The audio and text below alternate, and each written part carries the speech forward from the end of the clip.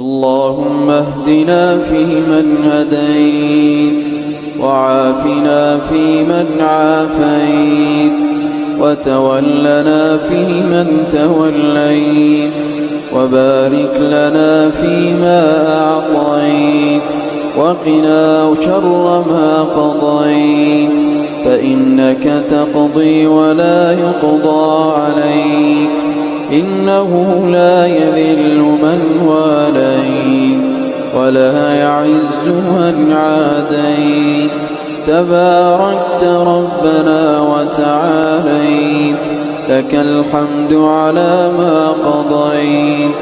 ولك الشكر على ما أعطيت.